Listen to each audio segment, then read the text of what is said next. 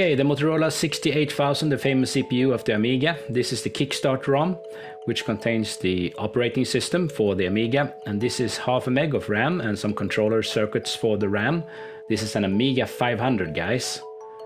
So we have the Fat Agnes, which is a very important component, has the copper and blitter and controls much of the logic in the machine. This is Gary, it's a gate array with some bus logic, and this is Paula, the music chip, and Denise, the graphic chip.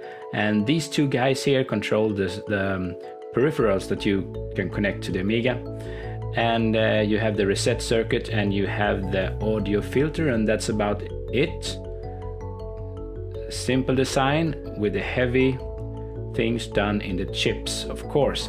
This Amiga 500 does not provide us with a power LED. Sometimes the screen is blue, sometimes the screen is black, sometimes it's like kind of flickering red, and sometimes it's, you know, a mix. So my guess is we have to kind of treat this like the reset circuit is broken or something. So my favorite place to check this is here on this resistor here, and I use my oscilloscope, and this is a perfect example, guys. Get a cheap oscilloscope to help you with kind of pinpointing the problems here. I'm just using it as a multimeter here, and you can see it's 5 volt. It's not supposed to be 5 volts. It's kind of 5 volts and then it goes down to 0 again when you reset. So this is the reset logic. It's a simple chip here, and we can kind of probe it and see if something's odd here.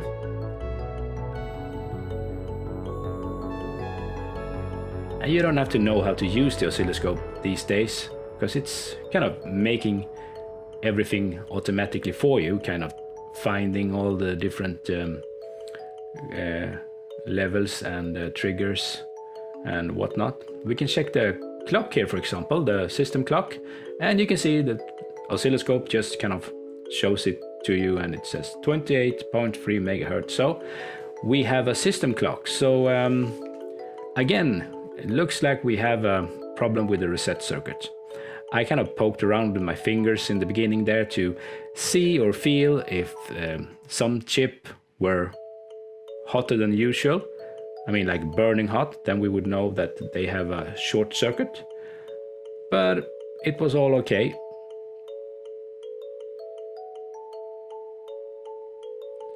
And I can probe the CPU here, and it's absolutely nothing. So what I'm gonna do, guys, I'm gonna kind of re-solder the sockets for the CPU and the kickstart, because my gut feeling says something's wrong there, because when I jiggle them around I get different kinds of colors. And look, it's a very simple repair. I just had to put some more solder to those two sockets there, and I think that I just might have got away with doing it to the Kickstart ROM. And we have this cool curves here, and we can see the logic is alive in the machine. So we should be fine now.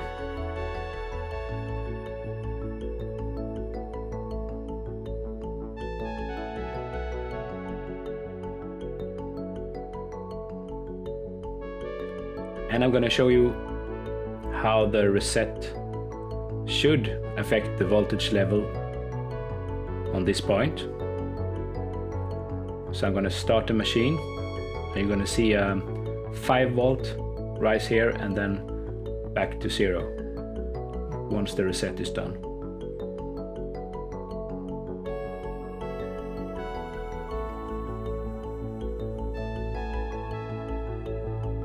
There we go.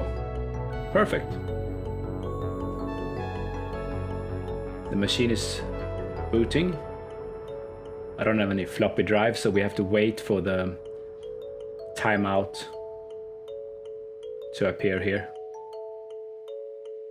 It's kind of searching for the floppy.